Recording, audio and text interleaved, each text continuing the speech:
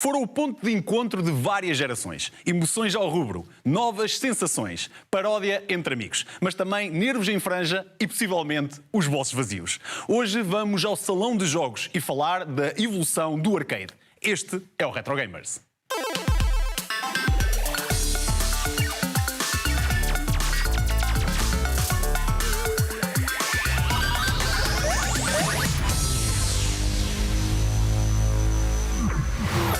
O legado dos antigos salões de jogos permanece vivo no extenso catálogo arcade que continua hoje a ser jogado, em emulação, nas nossas casas. Os salões de jogos eram o destino de quem se queria divertir, fosse numa competição entre amigos ou a solo, lutando pela descoberta do próximo nível e, claro, pelo êxtase de bater o high score. Neste Retro Gamers vamos abordar os salões de jogos antigos antros das primeiras gerações gamers, com Jorge Silva e Fernando Oliveira, que conhecem o negócio por dentro, e também com o professor Ivan Barroso e o nosso Retro Raider, João Mateus.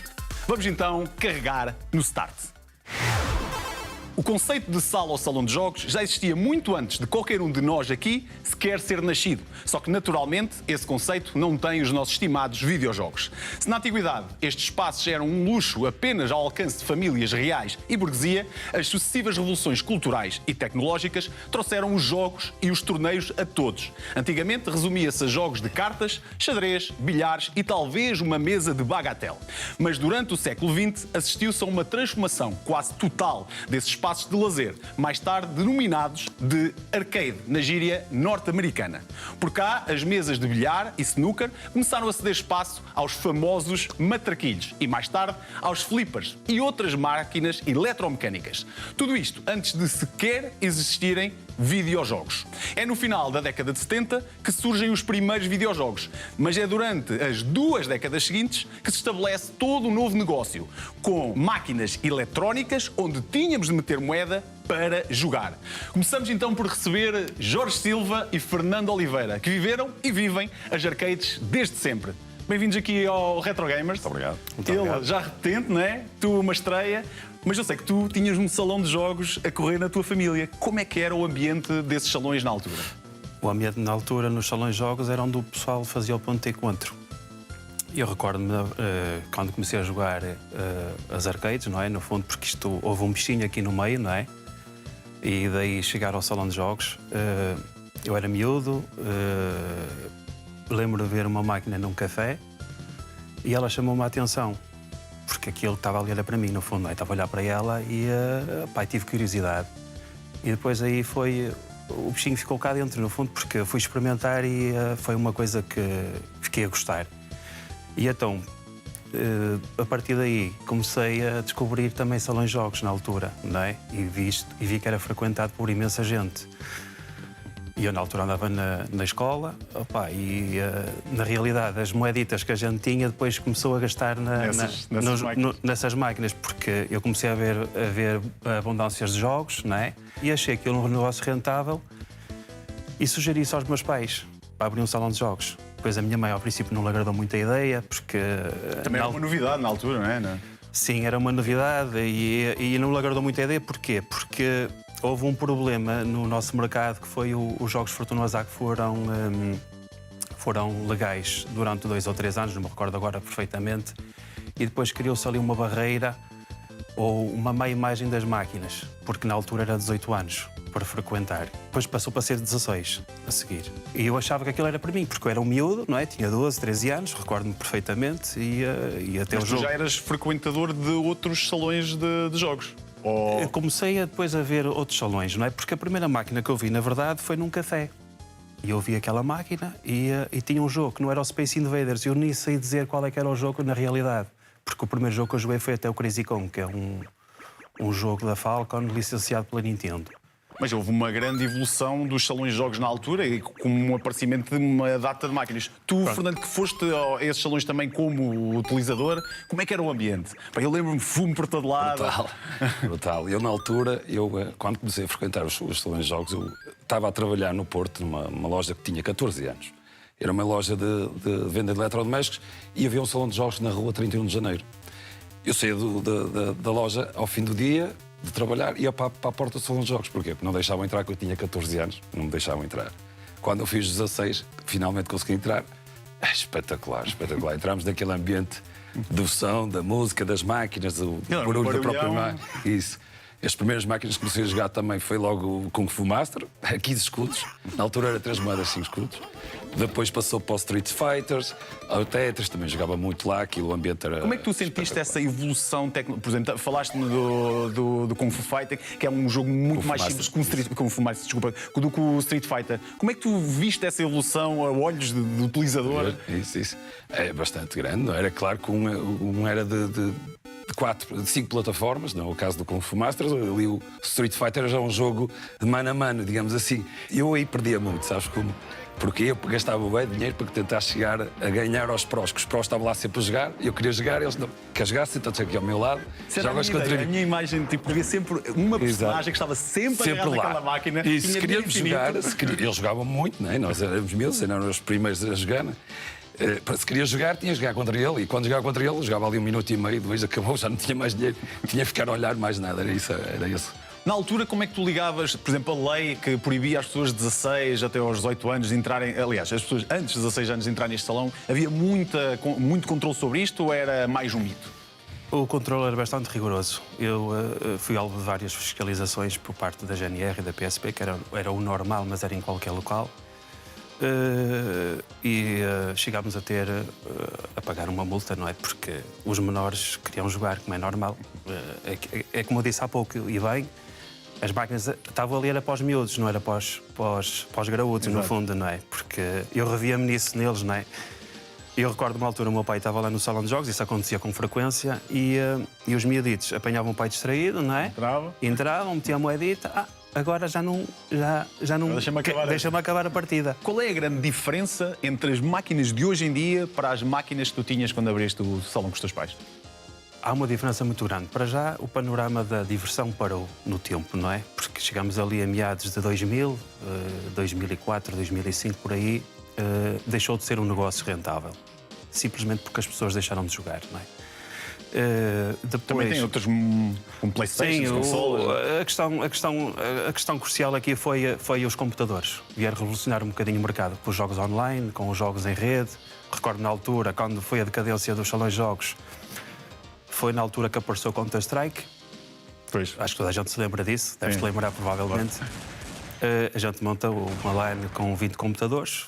E aquilo foi sucesso garantido imediato, não é? Porque no mesmo sítio onde tinhas o salão? Sim, porque as máquinas comecei a abdicar delas porque elas deixaram de ser rentáveis. Simplesmente, como referi, já não tinha muito interesse também para o pessoal, não é? Estava numa de... Vão ficar ultrapassados. Não houve um impacto, por exemplo, com os videoclubes na altura, assim, nem também uma Os videoclubes seguiu mais ou menos o segmento dos salões de jogos, ao fim e ao cabo. Porque a era digital acabou um bocadinho com isso. Voltando aos salões... Há 2 meses atrás fomos para os Açores fazer um mini salão de jogos com cerca de 30 máquinas de retro mesmo à moda antiga. Mesmo antigas. Sucesso enorme, sucesso. Eu acho que se abrissem um negócio... Quando vimos aquelas crianças ali, fez-me relembrar, olha, está a ficar com o pele de galinha, juro, a lembrar os velhos tempos mesmo dos anos 90. Foi brutal. Muita gente aderiu. Desde as crianças, eu cheguei a ver lá miúdos com o chupete e a jogar. Por isso, só isso faz... Temos imagens disso. Temos imagens disso. Pois havia máquinas que eram umas mais caras que as outras, não é? Exatamente. Como eram máquinas difíceis de rentabilizar, não é? Para se pagarem, no fundo. Na altura, recordo-me, quando abria-se o salão de jogos, havia o hábito de se pedir as máquinas por aluguer. Ou neste caso, à comissão. Eu, na altura, encontrei um fornecedor ali em Braga que tinha sempre do bom e do melhor, vamos falar assim, não é? Porque as pessoas procuravam os bons títulos. E que títulos eram esses? Tens vários. Na altura, recordo-me, a melhor máquina que eu tive lá até hoje foi a Daytona USA. Sim. Sem dúvida alguma. É o verdadeiro clássico hoje em dia e é a máquina de maior faturamento de todos os tempos, sem sombra de dúvida. Aí tens a Sega Rally. Depois vês a sequela da Sega Rally 2, depois também vem a Daytona 2. Mas e vocês sabiam isso como? Olha, tu não tens esta máquina? Sim, havia esse hábito dos clientes nem pedir. Havia em revistas, porque na altura não se difundia muitas notícias, também não havia internet, não é? E a malta comprava aquelas revistas que eu recordo-me, a Ouvir Consolas, que eu também fui consumidor dessa revista, que era uma revista espanhola que era muito interessante. Falava um pouco das arcades, falava também dos salões de jogos em Espanha, fazia ali um apanhado. E vocês conseguiam ter mais ou menos uma E eu tinha imagem? mais ou menos também uma ideia, depois acabava sempre por chegar alguma informação. E tu, como consumidor, que jogos é que procuravas? Tu, pessoalmente? Eu? Quais eram os teus jogos de eleição quando ias a Era o jogar Time para Crisis, gosto muito de jogos. Até temos aqui uma pistola. Isso, pistolas. Gostei sempre muito também de jogos de carros, o Daytona e o Sega. Eu joguei sempre, foi mais o Sega Rally 2, foi o jogo que eu mais joguei. Aquilo também tinha que até acabar, porque tinha 1000 escudos no bolso, era os 1000 escudos até ao fim. Não era 5 euros naquela altura, depois é que passou para o euro. Nós juntávamos dinheiro a semana toda para Isso, depois. era chegar ali ao sábado, à tarde, ia todo até ao fim. Era até ao fim da tarde, mas era jogar só meia-tarde, porque o resto era para estar a ver, porque já não tinha dinheiro. Pois, exatamente. Isso eu acho que era outra coisa engraçada dos salões de jogos, e eu acho que tu deves ter uma experiência disso também, que é. Às vezes havia um que tinha mais dinheiro que os outros, Isso, ele exato. punha-se a jogar e os outros punham-se todos atrás a ver, quase como se fosse um streaming hoje. Eu recordo nas matinés de domingo à tarde tinha malta, antes de ir para a discoteca, porque havia esse hábito de ir para a discoteca, não é? Nas matinés, ia primeiro ao salão de jogos. Daí eu ter dito também anteriormente que era o ponto de encontro, não é? O pessoal encontrava-se ali. E eu recordo-me que havia pessoal que levava aqueles 1000 escudos para entrar na discoteca, porque no fundo era o preço a pagar. E acabava por gastar o dinheiro todo nas máquinas. Já não ia para a discoteca, já não ia para a nenhum. discoteca. Era aquele bichinho de jogar, pronto. Há muitas histórias engraçadas. E há as histórias de enganar também os antigos exploradores, não é? Dizer que colocava moeda e não colocava, não é? Para dar uns créditos de borda, de vez em quando. Meter Porque é que tinha lá um botão baixo para dar os créditos. E tu, assim, quando começou a década de 90, começou o decréscimo, tu sentiste que isso foi só simplesmente por causa do pessoal ter acesso aos jogos em casa? Ou achas que o pessoal perdeu mesmo o hábito de ir Começou a perder um bocado o hábito do arcade. Porquê? Porque também começou a aparecer as consolas com jogos parecidos. Eu nunca digo que são iguais. A fluidez do jogo é completamente diferente. Nem toda a gente podia ter uma Neo Geo em casa, não é? Pois, exatamente. Mas a jogabilidade do jogo não tem nada a ver jogar numa arcade como jogar numa consola de casa. Não tem nada a ver. Mas, mesmo assim, as pessoas, claro, foi outros tempos. Começou a aparecer depois os telemóveis, os computadores, como há pouco o Jorge referiu. As pessoas deixaram-se de ligar tanto a um salão de jogos, que o salão de jogos era mesmo o ponto de encontro. E hoje em dia não, já não há esse ponto de encontro. É uma pena. Aliás, até o conviver pessoalmente faz completamente diferente. Pá, uma última pergunta para fechar. Vocês que hoje ainda trabalham com este tipo de hardware, um pouco diferente do que era, como já disseram anteriormente, para um colecionador que queira colecionar isto, obviamente nem toda a gente pode ter um salão em casa com... Qual é a solução? Eu vejo aqui máquinas pequenas, tipo esta... O Jorge pode dar. Isto é, final, há taras para tudo, não é? Porque há um universo muito grande de máquinas e há aquele pessoal que gosta das máquinas japonesas, as clássicas, que temos aí uma, que é o exemplo da Taito Egret 2, que eu trouxe aqui para o estúdio, para o pessoal lá em casa ver, não é? Esta é um tamanho mini, mas o pessoal gosta da grande. Do original. Da original. Mas tu ainda dá para comprar uma máquina destas para ter em casa original? Exatamente. Não é possível mandar vir do Japão e dos Estados Unidos, ainda se consegue arranjar. Na Europa também em alguns sítios. Elas são originárias do Japão. E é mesmo da marca? Sim, sim. Okay. Esse reproduz mais ou menos fielmente o original. Em tamanho, acho que é de uma escala de 1/8, salvo erro. Depois há as máquinas que o Fernando também fabrica, não é? Porque há essa procura. Depois há o pessoal que coleciona as PCBs, que eu trouxe aqui uma, que é a Raiden Fighter Jets. Que é basicamente o que estava dentro das arcades. Isso, sim, isto é o circuito impresso, que isto já foi referido no episódio anterior também com o Fernando, que ele já trouxe também outro hardware, mas há imenso hardware, há muitos hardwares, este é um deles. Fica um convite para quando for. Ou seja, simplesmente isto não ficou esquecido e vamos continuar. Pá, há malta que é mesmo, só para finalizar, há malta que é mesmo aficionada nisto, quer ter tudo. Eu conheço o pessoal que tem um cantinho com várias máquinas. Opa, há gostos para tudo. Mas se quiserem também podem verificar na próxima Lisboa Games Week. Acho que é possível, não é? Vamos estar lá presentes os dois com um mega salão de jogos aos anos 80, se quiserem. Lá passar, exatamente. Muito obrigado aos dois por terem vindo aqui mais uma vez tu e espero contar contigo mais vezes. Está, obrigadíssimo. Muito obrigado. Mesmo com os lucros em alta e uma economia em expansão, o crash norte-americano dos videojogos de 1983 também afetou as arcades. O final dessa década e os anos 90 foram prodigiosos, principalmente a partir do Japão, quer em quantidade, quer em qualidade. Havia investimento e as produtoras de videojogos pouco a pouco, transformaram-se em grandes empresas, onde extensas equipas substituíam as habituais uma ou duas pessoas que programavam um jogo. Enquanto isso, os fabricantes de máquinas trabalhavam todos os turnos possíveis e mesmo apesar de toda a pirataria mundial, o negócio parecia ser de futuro. Na verdade, os salões de jogos estavam cheios. O mix de tecnologia, criatividade e design foi determinante no salto que os jogos arcade deram em direção ao grande público. Com o marketing a associar-se aos grandes franchises do cinema, da música e da TV, destaca-se o desenvolvimento dos próprios heróis e sagas, legados que continuam vivos. Todo o negócio que se foi esvaziando na mesma proporção que ia aumentando o mercado das consolas e dos microcomputadores. Temos agora connosco Ivan Barroso e João Mateus com uma perspectiva destes tempos da indústria. Bem-vindos. Saudações.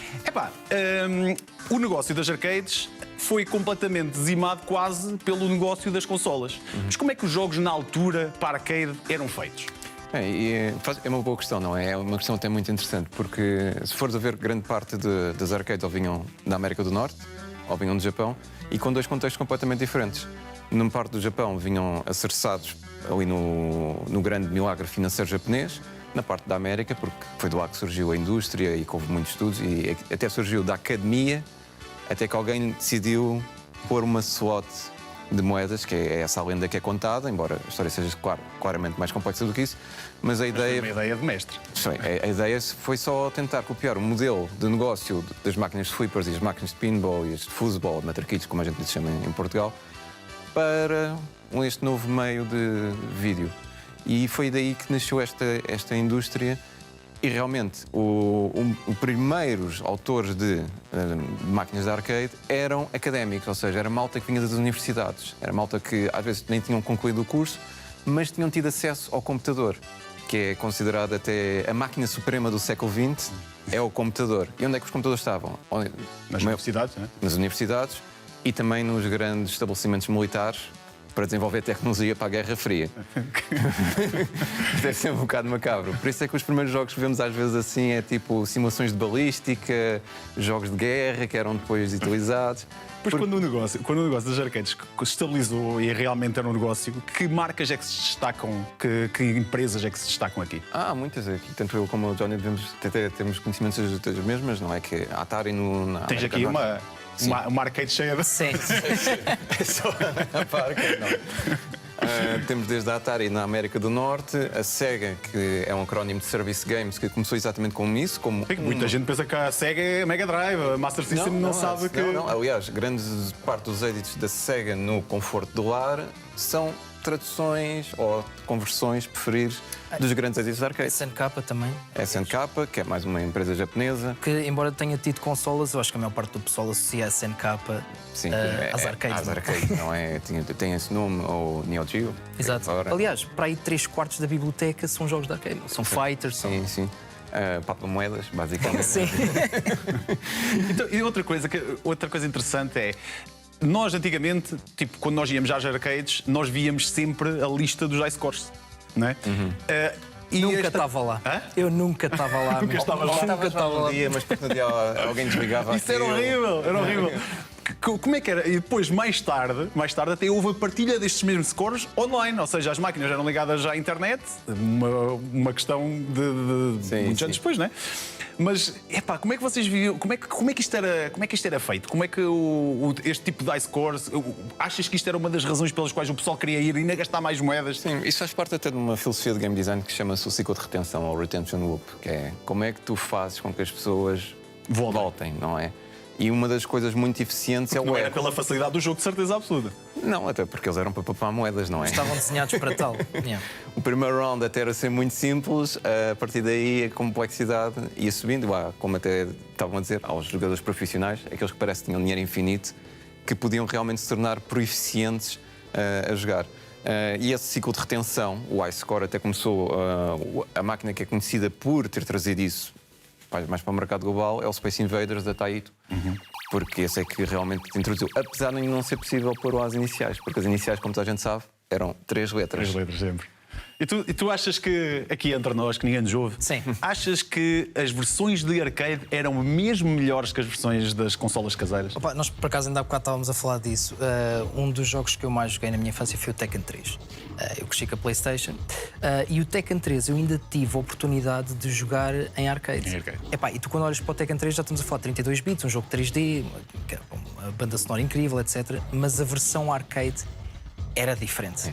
Notavas a diferença. Pá, Eu diria que ali, Dreamcast, PlayStation 2, é que começaste mesmo a ter, Eu acho que nós digamos, o precisávamos arcade em dos casa. olhos a não termos tão bom em casa. Eu lembro, por exemplo, um jogo, o Killer Instinct, a versão arcade era muito melhor que a do Super Nintendo. Aliás, as mesmas versões SNK, não as que saíram, portanto, MVS para a AES, mas as versões que iam, por exemplo, para a Mega Drive, estás a ver?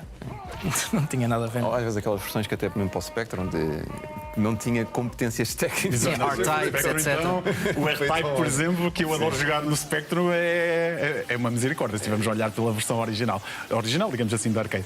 E tu achas que os jogos, ou sabes se os jogos eram mesmo feitos para o pessoal perder? Epá, eu acho que sim, meu. Eu acho que até havia quase aquela falsa sensação de progresso, no sentido em que metias a moeda, paravas num determinado sítio do jogo. A segunda moeda ias um bocadinho mais longe, mas dava-te quase aquela sensação de ok, estou a progredir nisto. Mas no fundo estavas a gastar guita também. Lembras-te daqueles casos que havia malta que metia uma moeda, mas muitas vezes não era para continuar, começava outra vez do início, Sim. que era para estar mais tempo a jogar. Aliás, uma das coisas que eu acho engraçadas é que muita gente que jogava arcades e jogava jogos de corridas, hoje a jogar na consola não tem o prazer que tinha a jogar nas arcades. Que jogos é que tu achas que se destacam mesmo de fora, tipo, em relação aos outros todos, aqueles que são obrigatórios? Qualquer pessoa hoje, ok, vou montar uma coisa destas para eu ter em minha casa, que jogos é que não podem faltar? Fogo, isso é uma boa questão, não é? Epá, eu sou suspeito, eu digo, metam lá a SNK, metam lá a Neo Geo, King of Fighters, Fatal Fury, Samurai Showdown, para quem gosta dos fighters. Metal Slug. Metal Slug também. É Puzzle Bubble. Sim, Puzzle O Bubble. Puzzle Bubble É o clássico. Eu acho que o Puzzle Bubble trouxe uma coisa eu acho engraçada, que eu não tinha muita experiência na altura, porque na altura não havia tanta rapariga a jogar, e a máquina do Puzzle Bubble era a máquina que levava as miúdas para A o... minha mãe jogava Puzzle Bubble. Pois, tu tens uma história que os teus pais iam também jogar arcade. A primeira vez que eu entrei no salão de jogos, não foi com os meus pais, foi com o meu pai e com o meu padrinho. Na Pedro Álvares Cabral havia o Monumental, tinha um salão de jogos. Foi o primeiro salão de jogos que eu entrei. Mas eu era puto. Era muito, muito miúdo. Com 12, 13 anos, nós não tínhamos aulas às quartas-feiras à tarde. Tu ia tudo para as Amoreiras. Era tirar tipo as moedas que a minha mãe me dava para o lanche, que era para gastar nas máquinas, sim. E era a tentar fugir da malta que lá estava Sabes que eu tenho uma experiência completamente diferente a nível de salões de jogos, porque tenho duas experiências muito diferentes. Em Coimbra, na Praça da República, havia o Luna, que era o maior salão de jogos, e aí não podias entrar com menos de 16 anos, só que nós entrávamos na mesma. Aqui logo à entrada tinha as mesas de bilhar e depois tinha umas máquinas mesmo lá para o fundo e nós entrávamos quase abaixados por baixo do fumo, porque aquilo tinha fumo até à cabeça, e entrávamos e só jogávamos nessas máquinas. Aí estava um jogo que eu acho que também é fundamental para qualquer arcade, que é um jogo que tem dinossauros. Cadillac and Dinosaurs. E depois havia no Porto, isto já numa fase mais tarde, quando os salões já estavam a começar a desaparecer, que começou uma cena engraçada que foi haver nos centros comerciais grandes salões de jogos lá dentro, como se fosse uma loja. E aí a parte engraçada é que já qualquer pessoa podia entrar, já não tinhas de ter 16 anos, ali qualquer pessoa entrava. No Gaia Shopping, por exemplo, eu lembro-me que e não tinhas moedas. Ou seja, o que é que acontecia? O meu pai ia comigo, comprava-me um cartão, pagava, carregava o cartão e depois usavas esse cartão como se fossem as moedas. Estás a ver? Exato. É outro sistema, mas é basicamente a mesma filosofia. Gastavas o dinheiro de forma diferente. Sim, mas não tinhas a possibilidade, ou seja, tu podias entrar no salão, mesmo não tendo a idade, porque tu não tinhas hipótese de pôr moeda na máquina, estás a ver, para jogar. Tu tinhas de ir a uma pessoa para ele te dar autorização, digamos assim. Isso são histórias mesmo muito curiosas em Portugal, as histórias do submundo das arcades, não é? Que às vezes tu não podias entrar no salão de jogos, mas havia uma porta escondida que não dizia nada e toda a gente sabia. E o Street Fighter e o Mortal Kombat. Eu sou sincero, eu acho que onde eu mais joguei jogos de arcade foi em cafés, meu. Sim, havia lá a maquinazinha, porque de resto era mesmo quando eu ia com o pessoal mais velho. Na Feira Popular, por exemplo, e os memórias que tenho da Feira Popular é mais tipo Comboio Fantasma, Casa dos Espelhos, etc. Mas lá está, quando eu estava com o meu pai ou assim, ia. Era os cafés, as feiras populares. Exato. Em Coimbra, no continente, que é o Coimbra Shopping de Coimbra, tínhamos uma máquina do Rádio Mobile e tínhamos o King of Fighters. E tu escreveste um livro que inclui muito. Sim, o que é que eu posso encontrar de arcade neste livro? Esse livro fala um bocadinho sobre a história da SEGA, de Service Games. SEGA é um acrónimo de Service Games. E fala um bocadinho como é que a SEGA evoluiu do modelo das arcades e dos jogos eletromecânicos para depois para a consola, que é onde há muito mais memórias associadas. E depois, claro, um bocadinho do downfall da SEGA ter caído ao longo dos tempos, mas ainda continua sendo uma das principais fabricantes no Japão de máquinas de arcade. Portanto, continuam muito únicas e muito fiéis à sua raiz, não é? E no Japão eles têm muito culto em Sim. salões de jogos. Eles têm salões de jogos gigantes. Pá, e ainda há pouco tempo eu estive em Londres no Namco, que fechou entretanto durante a pandemia. Pá, e aquilo parece que voltei atrás, sei lá quantos anos, eu entrei ali, o que é isto? Pá? E agora já não é tanta piada porque eu já tenho idade para entrar lá. Olha, isso hoje estávamos a falar ainda há bocado que a Meta, que era um salão de jogos da Costa da Caparica, que Sim, fechou há pouco tempo. recentemente. Ivan João, muito obrigado pela vossa presença aqui. Espero contar contigo mais vezes. Contigo, vamos ter de gramar contigo e vamos, não é? Até já. Fechamos assim este Retro Gamers, dedicado ao legado dos antigos salões de jogos. Mas voltaremos ao tema arcade com outros convidados e colaboradores. Usem as nossas redes sociais para sugestões ou comentários. E já sabem, divirtam-se a jogar.